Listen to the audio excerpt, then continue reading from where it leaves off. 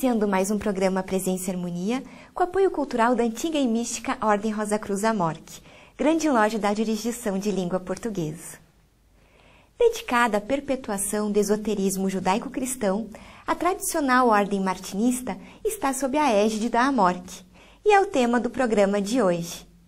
Quem conversa conosco é Sra. Odete Cardoso, formada em Secretariado Executivo Bilíngue, e na Amorque é membro desde 2003. Atualmente é mestre da Heptada Martinista da loja Rosa Cruz São Paulo e também membro da equipe dos Zerins da GLP. Confira!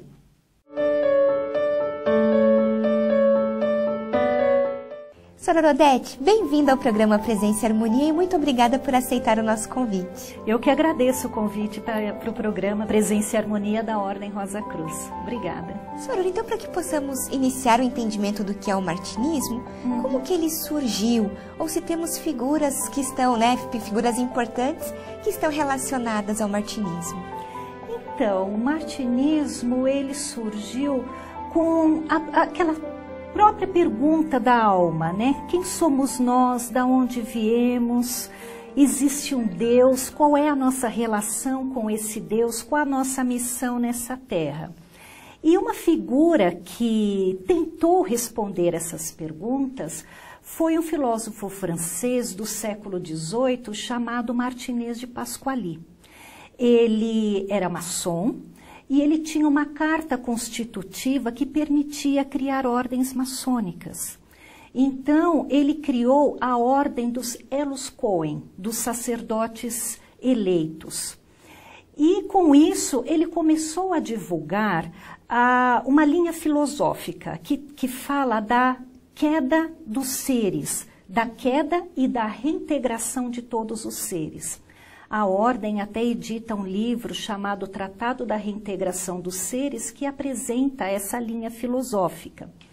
E ela começa assim: existe um mundo divino, né, a imensidade divina, onde está aquele que nós nos referimos como Deus, como o eterno, que resolveu criar a grande obra divina.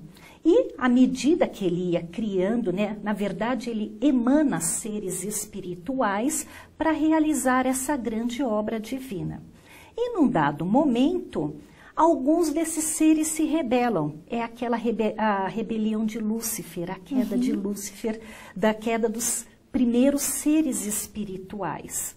E aí como que ele faz, né? Como que esse Eterno faz com essa queda desses seres? Ele cria um espaço dentro dele mesmo e coloca esses seres rebeldes a essa criação, nessa emanação divina. E isso é um diferencial. Ele coloca esse espaço que a gente vive, o nosso universo criado, é o lugar onde foi precipitado esses primeiros seres espirituais. E aí o que ele faz? Ele emana outro ser espiritual para reeducar, vamos colocar esses seres rebeldes, que é o que a gente conhece como o espírito da humanidade. O Adão Cadmo, esse grande ser espiritual que nós fazemos parte para tentar reintegrar esses seres caídos. Só que, como a gente conhece a história, esse Adão Cadmo cai também. Então, ele tem que emancipar alguns outros seres espirituais, cria uma outra, né, emana uma outra hierarquia que, para nós, será conhecido como o espírito crístico, que vai aparecer na obra dele como os grandes patriarcas do Antigo Testamento. Então vem Abrão, vem Noé, Moisés, e tem a maior manifestação desses seres espirituais, né, nessa linhagem espiritual, que é o próprio Cristo. Sempre para lembrar a humanidade que ela tem esse trabalho de reintegração, né, de conduzir de volta ao seio da divindade esses seres que caíram. Certo. Essa é a primeira parte da filosofia do Martinez de Pasqually. Só que ele tinha um dom que hoje nós chamaríamos no kardecismo de médium de materialização. Ele fazia as coisas acontecerem durante os rituais. E isso com a ajuda, né, ele invocava a ajuda de seres espirituais, de anjos. Mas também poderiam aparecer seres das trevas. Então eram as chamadas operações teúrgicas, né, com magia cerimonial. E isso era muito perigoso, a gente sabe que é muito perigoso. Pois bem, ele fez toda lá uma escola, a escola martinesista, quando se vê na literatura se chama escola martinesista, mas num dado momento da vida dele, ele foi chamado para resolver algumas situações familiares na América, no Haiti, e ele veio a falecer. Então, a ordem na Europa, na França, entrou em adormecimento. Então, esta é a primeira parte da história. Certo. Na sequência, o que aconteceu? A ordem entrou em adormecimento, mas 2 dos discípulos dele resolveu continuar. O primeiro foi Jean-Baptiste Villermoz, ele também maçom, estava trabalhando na reestruturação da estrita observância templária. E aí o que ele fez? Ele pegou essa linha filosófica da queda e da reintegração e colocou num dos graus dessa estrita observância templária.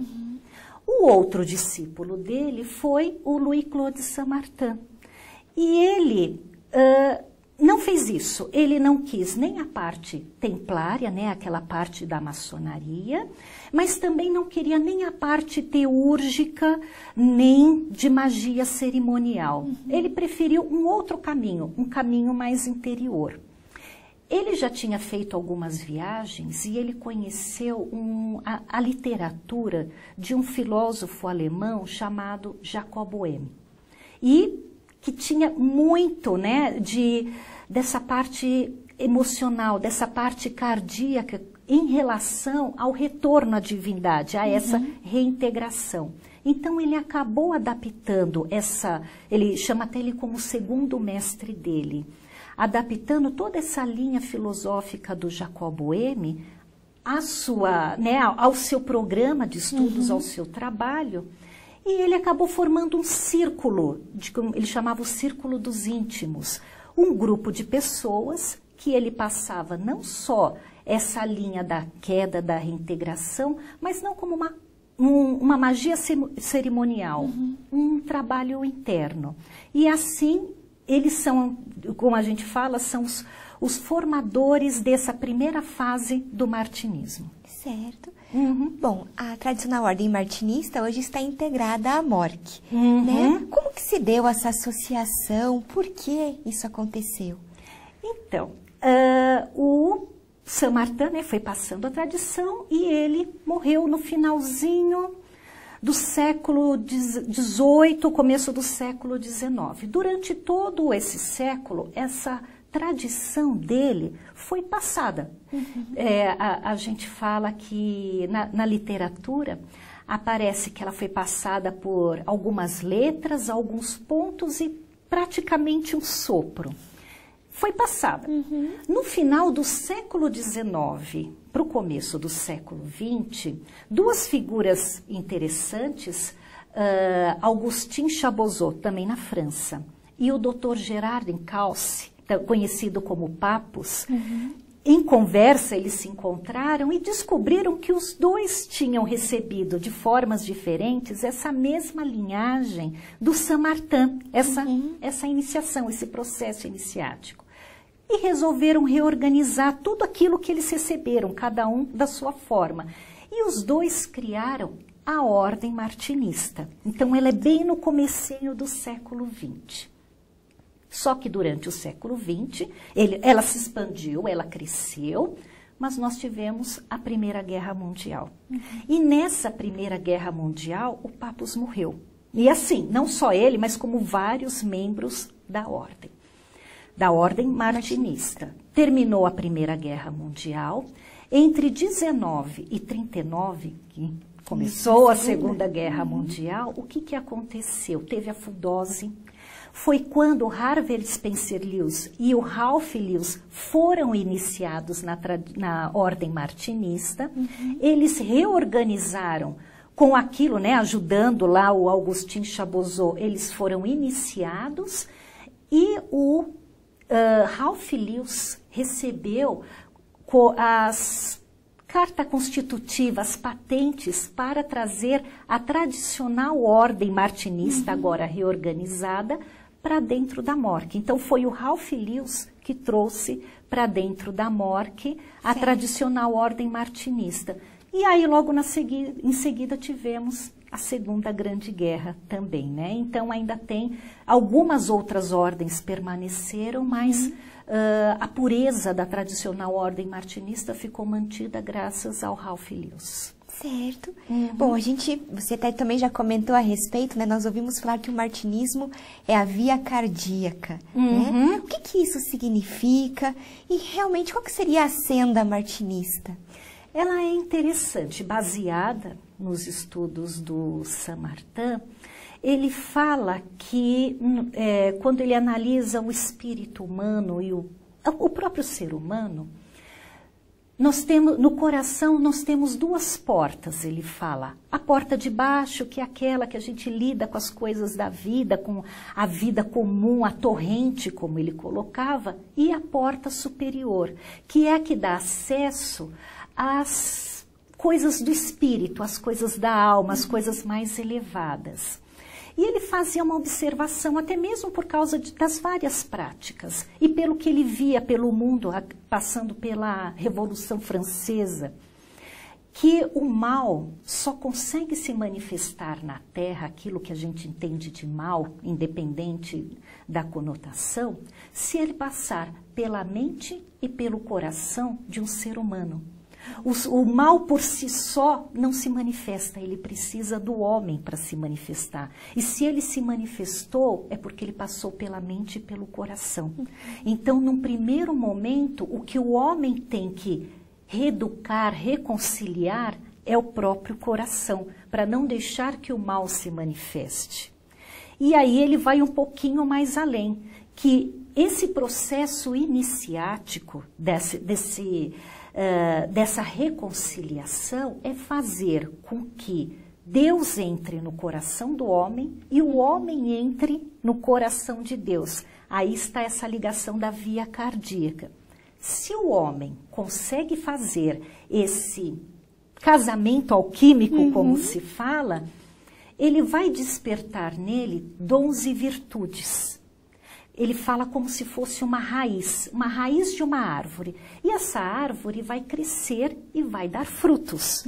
Então, o trabalho dessa pessoa que permitiu essa via cardíaca, essa purificação pelo coração, vai começar a dar frutos. E aí aí vai pelas ações.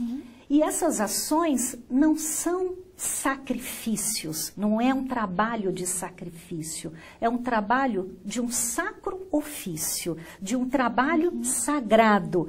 Como uma árvore dá uma fruta, ela não sofre, ela não precisa de grandes trabalhos, ela simplesmente oferece o trabalho dela, os frutos. Então, é basicamente isso, essa via cardíaca de transformação. Bom, e qual é o diferencial da tradicional ordem martinista frente às outras organizações místicas? E qual que é a proposta realmente da TOM? Então, nós temos sim outras ordens, né, ditas martinistas, tão tradicionais e honradas quanto a nossa, afinal, os membros delas também sobreviveram às duas grandes guerras. E na tradição martinista se fala que o homem tem que aprender a ler dois grandes livros, o livro do homem e o livro da natureza. E cada uma das escolas vai usar o seu método para tentar ensinar, né, os membros, né, as pessoas, os iniciados, a ler esses dois grandes livros. Então, são escolhas de determinados temas místicos. No caso da tradicional ordem martinista, ela começa ensinando sobre símbolos, toda uma simbologia. Passa-se pelo menos um semestre estudando os símbolos. Num segundo momento, vai estudar toda essa parte da queda e da reintegração do Martinez de Pasquali, para entender o motivo de estarmos aqui, essa queda e esse retorno à divindade, qual é o nosso trabalho. E isso é todo um processo de purificação. Num segundo momento, é estudado, é revisto toda essa energia astral, aonde esse grande homem universal, esse Adão Cadmon, que nós fazemos parte, está inserido, e como que toda essa energia astral influencia nessa vida nossa também, enquanto indivíduos. E isso é representado nos estudos como os 7 planetas da astrologia clássica. Não é astrologia, mas as forças planetárias desses 7 planetas e como isso influencia a nossa vida. É estudado também o valor da prece, como a prece purifica, como você aprende a pedir, mas também a receber, não no sentido de implorar, mas no sentido de comunicação com o divino. Tem uma parte muito interessante que fala do tempo. Então, nós aprendemos a ver o tempo cósmico, as eras, mas ao mesmo tempo o nosso tempo particular, o tempo daqueles que nos cercam, o tempo da cidade, do país, mas acima de tudo, o tempo de Deus, que as coisas não vão acontecer na época que a gente quer. Existe um grande plano e isso precisa ser entendido, que às vezes a gente faz tantos pedidos e não é por aí exatamente, né? Existe todo um plano divino. Num outro momento, entendendo isso, aí sim a gente começa a estudar, por exemplo, a hierarquia celestial, a hierarquia da luz, como essa luz chega até nós e como nós podemos nos relacionar com ela. E aí sim entra todo um estudo dos livros sagrados, o Antigo Testamento, o Novo Testamento, os evangelhos apócrifos. Então, eles dão uma discussão interessante, né? E também entra numa literatura especificamente hebraica. Então, alguns livros que nós vemos extratos, nós não vamos estudar os livros na profundidade. O Sefer Yezirah, o Bahir, o Sefer Zohar, eles são livros que dão os princípios elementares da Kabbalah. E, concluindo, né, lá no finalzinho dos estudos martinistas, tem sim uma noção muito elementar da Kabbalah, os 4 mundos, as letras hebraicas, os valores, alguns seres relacionados a essas letras, né, os números e toda a tradição hebraica, para depois ter todos os elementos para fazer essa condensação do estudo martinista, que muitas vezes está representado, aliás, ele está muito bem representado simbolicamente no Pantáculo martinista. Certo. Bom, então, como você mesmo estava contando para a gente sobre, né, as várias áreas de estudo do martinismo, ela está intimamente ligada ao esoterismo judaico-cristão. Isso. Então, invariavelmente, deve esbarrar em algumas questões supostamente dicotômicas entre ciência e religião, né? Qual o posicionamento da Thom diante disso?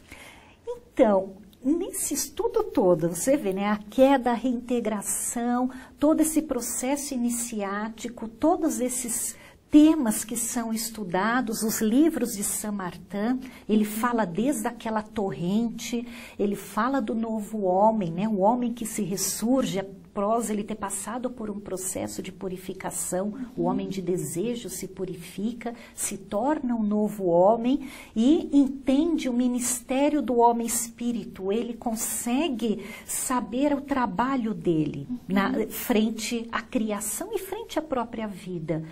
O que acontece com essa fé com essa razão, com a religião, com a ciência. Isso. Não vai ter uma resposta, muito pelo contrário, né? Não se dá respostas, a gente aprende até a fazer mais perguntas. Mas o principal é que nesse ponto dos estudos você consegue ter elementos que fazem uma ponte. Você consegue encontrar um meio termo, o caminho do meio, conciliar esses conceitos aparentemente opostos, que é a ciência e a religião, a fé e a razão. O estudo martinista vai te dar muito mais elementos que vai trazer um entendimento particular. Então, cada um, na medida do seu conhecimento, na medida do seu grau, dos seus estudos, vai conseguir encontrar um meio termo. Então, a ciência está aí para dar, né, várias informações, mas aquela pessoa que teve uma boa formação religiosa, ou nem tanta, ela vai ter elementos. Então, ela vai pegar desde as obras de Saint-Martin, vai ter um conceito muito interessante do martinesismo, vai pegar alguns conceitos de, por exemplo, um rabino chamado Isaac Luria, que a filosofia dele, o trabalho que ele desenvolveu é muito semelhante ao do Martinez de Pasquali, e Jacob Boehme, que tem toda uma via espiritual, ele era luterano, então uma parte bem ortodoxa, e com esses vários elementos, o martinista consegue fazer essa conciliação, ele consegue iluminar essa parte mais obscura que às vezes a gente tem em relação à religião, ele consegue iluminar e até mesmo entender a própria religião de uma forma diferente, sem perder nem a razão e nem a ciência. Certo. E como se tornar um martinista? Então, como foi colocado lá, né, foi o imperador Ralph Lewis que trouxe a tradicional ordem martinista para dentro da ordem Rosa Cruz Amorque. Então, a tradicional ordem martinista é um privilégio dos Rosa Cruzes. Então, no primeiro lugar, tem que se tornar Rosa Cruz. Tem os requisitos internos da própria ordem Rosa Cruz para se tornar membro da tradicional ordem martinista. E, num dado momento, ele vai receber o convite através do livreto A Luz Martinista, certo? E aí ele pode se afiliar. E assim como os estudos Rosa Cruzes pode ser feito em oratório, mas também ele pode se afiliar a um organismo afiliado que são chamadas as epitadas ou os átrios martinistas. E aí desenvolver o seu estudo ou em grupo ou individual, como ele preferir, né? Individual no sanctum do lar ou em grupo numa epitada ou num átrio martinista. E as literaturas, né? Quais seriam as principais obras? Eu sei que você já comentou, já falou de algumas delas, mas no seu ponto de vista, quais são as principais obras martinistas? Olha, ele começa com o Etiomo, que ele vai falar bem desse homem que precisa de uma purificação, que num dado momento ele se encontra envolto na vida e fala, para que eu estou aqui? Qual a minha missão? É todo um questionamento que ele levanta. Então ele está bem nessa obra, o Etiomo. E aí começa a surgir, né, os questionamentos, e a partir do momento em que a pessoa levanta esses questionamentos, ela está buscando algo. Então, na literatura martinista, vai falar que ele se torna um homem de desejo, que é um dos livros do Saint-Martin.